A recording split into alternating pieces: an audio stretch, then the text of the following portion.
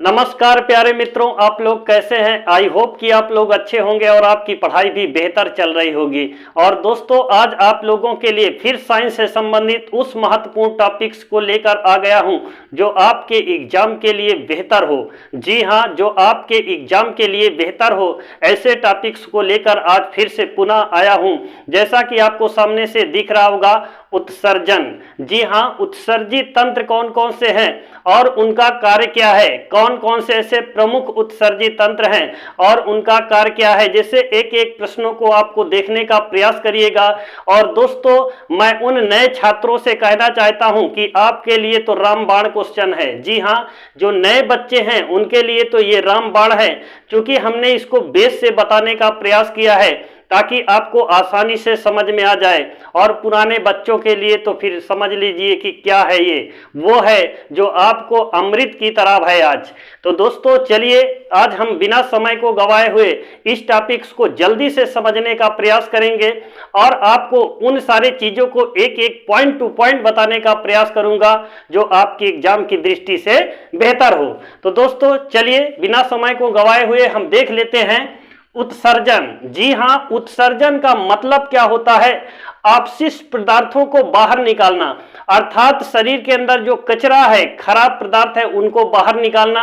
जैसे क्या है, त्वचा के द्वारा। जी हां, त्वचा के माध्यम से हमारे इस त्वचा पर कौन कौन सी ग्रंथियां पाई जाती है, जैसा कि आपको सामने से दिख रहा होगा, श्वेत ग्रंथियां। जी हां, श्वेत ग्रंथियां किस पर पाई जाती है? त्वचा पर पाई जाती है। और प्यारे मित्रों, आपको बता देना चाहता हूं, इस श्वेत ग्रंथियों से ही पसीना बाहर निकलता है। जी हां, क्या निकलता है? पसीना बाहर निकलता है। और इस पसीने के जरिए क्या निकलता है? नमक बाहर निकलता है। और क्या निकलता है? सीबम बाहर निकलता है। जब आप कभी देखिए कि धूप में से कहीं आए, आपका बॉडी में बहुत अधिक पसीना है, तो कुछ देर बाद आपको सफेद सफेद दिखेगा। इसका मतलब इस श्वेत ग्रंथियों के माध्यम से पसीना निकलता है और उसी के साथ में नमक भी निकलता है, जो उत्सर्जन का कार्य करता है। अब अगले पॉइंट पर बात करेंगे प्यारे मित्रों, फेफड़ा।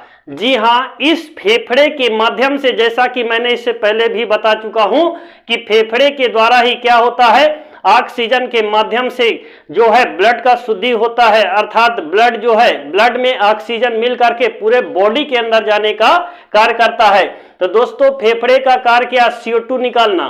क्या कार्य है? जी हां, CO2 को बाहर निकालना, जल वाष्प को बाहर निकालना और बलगम को बाहर निकालते हैं। इस किसके माध्यम से? फेफड़े के माध्यम से।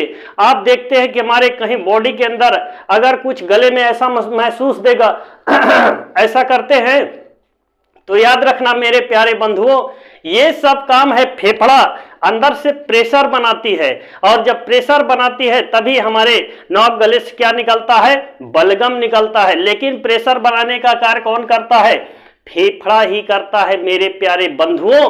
इन सारे पॉइंट को, एक एक पॉइंट को आप समझने का प्रयास करिएगा। CO2 निकालता है, जलवाष्प निकालता है और बलगम निकालने का कार्य। इसका मतलब उत्सर्जन निकल रहा है शरीर से।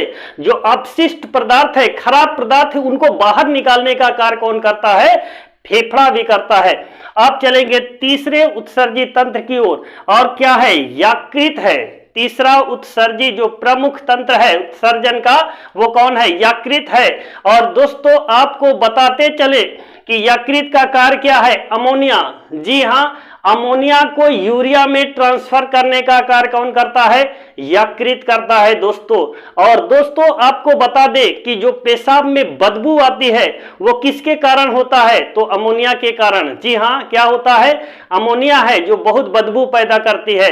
तो अमोनिया को यूरिया में, देखिए पेशाब करोगे तो तुरंत बदबू नहीं आएगी, लेकिन याद रखना उसी स्थान पर अगर बार बार पेशाब किया जाए तब आप जाएंगे तो बहुत बदबू करता है। कहीं आप चले जाओ बाजार में, एक साइड में लोग लगे रहते हैं, जरा उधर जाके तो देखो आप कितनी बदबू मारता है। तो याद रखना, अमोनिया को यूरिया में तुरंत ट्रांसफर करने का कार्य कौन करता है? यकृत करता है। लेकिन वही अमोनिया फिर 3-4 घंटे बाद वो अपना रूप धारण कर लेता है। जी हां, इस पॉइंट को ध्यान में रखिएगा। अब अगले पॉइंट की ओर चलते हैं। प्यारे मित्रों, आप लोगों को बता देना चाहता हूं कि वृक्क ब्रिक को क्या बोलते हैं इंग्लिश में? किडनी कहा जाता है, गुर्दा भी कहते हैं, याद रखना इसको। क्या कहते हैं? ब्रिक को इंग्लिश में किडनी कहा जाता है। और इसका काम क्या होता है? अमोनिया को यूरिया में तो यकृत ट्रांसफर कर दिया, और यकृत जो है अमोनिया को यूरिया में ट्रांसफर कर दिया, और यूरिया को, जी हां, यूरिया को पेशाब के रास्ते से बाहर निकाल देना, ये किसका काम है? ब्रिक का काम है दोस्तों। ब्रिक का कार्य है यूरिया को पेशाब के रास्ते से बाहर निकाल देना, किसका काम है? ब्रिक का काम है। अब अगले पॉइंट पर चलेंगे, बड़ी आंत। जी हां, ये भी एक प्रमुख उत्सर्जी अंग में है। और दोस्तों ये क्या है? अनपच भोजन को बाहर निकालने का कार्य कौन करता है? बड़ी आंत करती है। जैसा कि इससे पहले मैंने बता दिया है कि बड़ी आंत की लंबाई कितनी है, छोटी आंत की लंबाई कितनी है, ये सारे पॉइंट को मैंने बताया है। अब दोस्तों इसके आगे चलने का कार्य करते हैं। दोस्तों अब थोड़ा किडनी के बारे में देखते हैं कि किडनी के प्रमुख कार्य कौन कौन से हैं। जी हां, किडनी, ब्रिक या गुर्दा एक ही को बोलते हैं। इस पॉइंट को आप ध्यान में रखिएगा, नहीं कहीं पर किडनी और कहीं पे गुर्दा और कहीं पे क्या आ जाए, ब्रिक आ जाए, तो उसको आप कंफ्यूज हो जाओ। तो दोस्तों सबसे पहले ये चित्र के माध्यम से हम थोड़ा ब्रिक के बारे में समझने का प्रयास करते हैं। और मैं आपको उम्मीद करता हूं, आपको विश्वास दिलाता हूं कि आप लोग यहां पर देखने के बाद YouTube पर कहीं भी घूमकर देखिएगा, इससे बाहर नहीं रहेगा। मैं आपको पूर्ण विश्वास के साथ कहता हूं कि आपके एग्जाम में आने वाले उन सारे प्रश्नों को मैंने इसमें समाहित किया है जो आपके एग्जाम की दृष्टि से बेहतर हो। तो चलिए दोस्तों इसको देख लेते हैं एक नजर में। पहले हम किधर इस पार्ट को देखेंगे कि जो किडनी का कुछ ऐसे पार्ट्स हैं, उन सारे पार्ट्स को देखने का प्रयास करेंगे। तत्पश्चात हम ब्रिक का काम देखेंगे कि इसका कार्य कौन कौन सा होता है। तो दोस्तों चलिए देखते हैं कि किडनी में दोस्तों जैसा कि आप देख रहे हैं कि दोनों तरफ सेम के बीज के आकार जैसा, और कितनी होती है? 2 किडनियां होती हैं। जी हां, 2 किडनियां होती है। और लोग किडनी को कभी कभी कोई दान में भी दे देता है, ये भी माइंड में रखना। जी हां, आप भी दान कर सकते हो। एक निकाल दिया जाए किडनी तब भी आप जिंदा रहोगे, इसमें कोई शक नहीं है। तो दोस्तों आपको बताते चलें कि किडनी का जो आकार है वो सेम के बीज के आकार जैसा होता है। और आपको बताते चले, ये आपको ऊपर ऊपर थोड़ा दिख रहा है, तो ये ग्रंथि है जिसको बोलते हैं एड्रिनल ग्रंथि। जी हाँ, इसी से लगी जुड़ी होती है ऊपर के हिस्से में, तो उसको बोलते हैं एड्रिनल ग्रंथि कहा जाता है। और दोस्तों आपको बताते चले, ये जो आपका ब्रिक है वो किस झिल्ली से ढका होता है? जैसा कि मैंने हमेशा पेरिटोनियम, जी हाँ, मनुष्य की किडनी, गुर्दा या ब्रिक किस झिल्ली से ढका होता है? तो याद रखना, पेरिटोनियम नामक झिल्ली के अंदर बंद होता है मनुष्य का ब्रिक। इस पॉइंट को आप ध्यान में रखिएगा। अब अगले दोस्तों हैं, दोस्तों ये देखेंगे आपको नीचे ऐसे दिख रहा होगा मूत्र वाहिनियां। जी हाँ, ये पतली पतली क्या है? नसें हैं।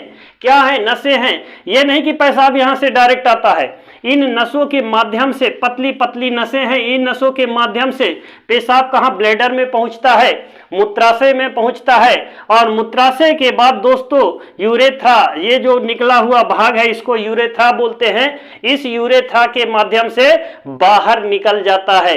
और दोस्तों आपको बताते चले कि इसमें आपको कहीं से कोई दिक्कत है तो आप मुझसे कमेंट करके पूछ सकते हैं, मैं आपको फिर से पुनः बताने का प्रयास करूंगा।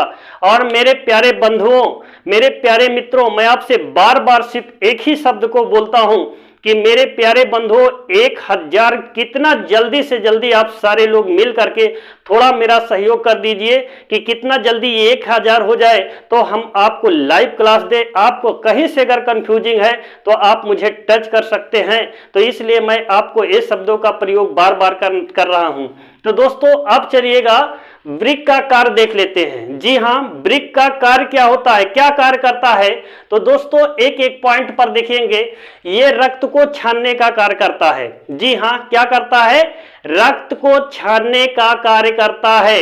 रक्त का शुद्धिकरण नहीं करता है, केवल छान देता है बस। जी हाँ, और छानने का कार्य करके वो छोड़ देता है। लेकिन जैसे ही फेफड़ा के अंदर जाता है, उसके अंदर जब ऑक्सीजन मिलता है तब रक्त शुद्ध होता है। तभी तो आप जानते हैं ना, ब्लड के अंदर क्या करता है? ऑक्सीजन पहुंचाने का कार्य करता है। कहां से होता है?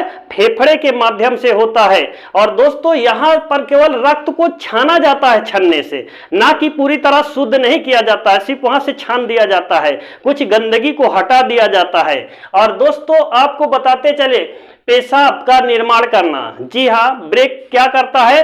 पेशाब का निर्माण करके पेशाब को बाहर निकाल देता है, यूरिया को, अमोनिया को यूरिया में, तो जैसा कि आपको बता दिया है, यकृत करता है, और ये क्या करता है? यूरिया को बाहर निकालने का कार्य करता है। और दोस्तों आपको बता दें, तीसरे पॉइंट पर आप देख रहे होंगे, जहर को निष्क्रिय करता है। जी हां, अगर आप थोड़ा मोड़ा जहर खा लिया तो आप वो उसको निष्क्रिय कर देगा। और कौन कर देगा? ब्रिक कर देगा। ब्रिक किडनी या गुर्दा एक ही को बोलते हैं। और दोस्तों छोटे मोटे जहर को निष्क्रिय बनाने का कार्य कौन करता है? ब्रिक करता है। और ब्रिक का कार्य क्या है? जल का नियमन करना, जल को शरीर के अंदर बनाए रखने का कार्य कौन करता है? ब्रिक करता है। जल का नियमन करना, नियंत्रण करने का कार्य कौन करता है? ब्रिक करता है। इन सारे पॉइंट को आप ध्यान में रखिएगा। और चौथे पॉइंट पर देखेंगे प्यारे मित्रों, किडनी की इकाई क्या है? नेफ्रॉन।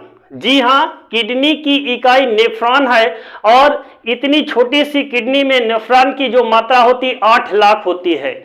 जी हां, कितनी होती है? 8 लाख लगभग होती है नेफ्रॉन की, जो इसमें इकाई है ना किडनी की, नेफ्रॉन 8 लाख होता है। इस पॉइंट को ध्यान में रखिएगा। और दोस्तों पांचवें पॉइंट पर आप चलिएगा, किडनी की संख्या कितनी होती है? जैसा कि बता दिया है 2 होती है, वह आपको सामने से दिख भी रहा होगा। जी हां, 2 होती है। और किस झिल्ली से ढका होता है? पेरिटोनियम नामक झिल्ली से ढका होता है। और दोस्तों ये थोड़ा सा इसको पॉट से इतना निकाल करके यहां पर बना दिया हूं, इसलिए बना दिया हूं आपको थोड़ा समझने में दिक्कत ना हो, क्योंकि यहां हो जाएगा तो बहुत ज्यादा घचड़ पचड़ हो जाएगा, बहुत ज्यादा मिक्सिंग हो जाएगा, तो आपको समझ में नहीं आएगा। तो इसका एक पार्ट्स मैंने निकाल करके यहां पर बना दिया है। और दोस्तों आपको बताते चले, ये जो बाहरी भाग आपको दिख रहा है ना, ऐसे ऐसे गोला गोला, इसका जो बाहरी भाग इसको बोलते हैं कॉर्टेक्स। क्या कहा जाता है? कॉर्टेक्स कहा जाता है। और दोस्तों ये मध्य वाला जो भाग है इसको बोलते हैं मेडुला। जी हां, मध्य वाले भाग को मेडुला कहा जाता है। और जो बाहरी भाग है इसको क्या बोलते हैं? कॉर्टेक्स कहा जाता है प्यारे मित्रों।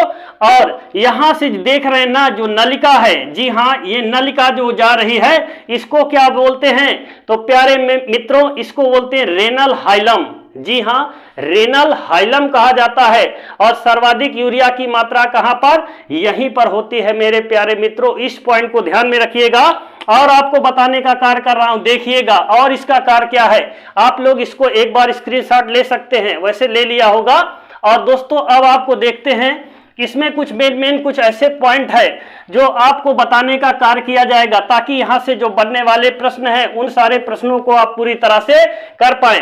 तो दोस्तों चलिए, मनुष्य में किस प्रकार का उत्सर्जन पाया जाता है? जी हां, मनुष्य में किस प्रकार का उत्सर्जन पाया जाता है? तो याद रखना, मनुष्य में यूरिकोटेलिक, जी हां, यूरिकोटेलिक उत्सर्जन पाया जाता है। उत्सर्जन, यूरिकोटेलिक उत्सर्जन पाया जाता है। इस पॉइंट को ध्यान में रखिएगा कि मनुष्य में किस प्रकार का उत्सर्जन पाया जाता है? यूरिकोटेलिक उत्सर्जन पाया जाता है। अब अगले पॉइंट पर चलेंगे। याद रखना, मूत्र का पीला रंग, जी हां, मूत्र का पीला रंग किसके कारण होता है? तो मेरे प्यारे मित्रों याद रखना, पेशाब का जो पीला कलर होता है यूरोक्रोम, जी हां, किसके कारण होता है? यूरोक्रोम के कारण। पेशाब का जो पीला कलर होता है ये किसके कारण होता है? यूरोक्रोम के कारण होता है दोस्तों। और आपको बताते चले, रक्त में यूरिया की मात्रा बढ़ जाती है तो क्या कहलाता है? जी हां, रक्त में यूरिया बढ़ जाता है, रक्त में यूरिया बढ़ जाना क्या कहलाता है? तो आपको बताते चले, रक्त में यूरिया की मात्रा बढ़ जाती तो उसको यूरीमिया बोलते हैं। क्या बोलते हैं? यूरीमिया बोला जाता है। जी हां, क्या बोलते हैं? यूरीमिया कहा जाता है। और आपको बताते चले दोस्तों, पेशाब में 95% जल होता है। जी हां, पेशाब में क्या होता है? पेशाब पेशाब में 95% जल होता है। इस पॉइंट को आप ध्यान में रखिएगा ताकि यहां से जो बने प्रश्न तो आप पूरी तरह कर पाए। पेशाब में 95% जल होता है, 2% यूरिया होता है। जी हां, इस पॉइंट को आप ध्यान में रखिएगा कि पेशाब में 95% जल होता है और यूरिया की मात्रा कितनी होती है, मात्र 2% होता है। और दोस्तों उम्मीद करता हूं कि ये जो आज का सेशन है ये आपको बेहद पसंद आएगा। और दोस्तों अगर ये आपको पसंद आया है तो लाइक एंड शेयर करना नहीं भूलिएगा।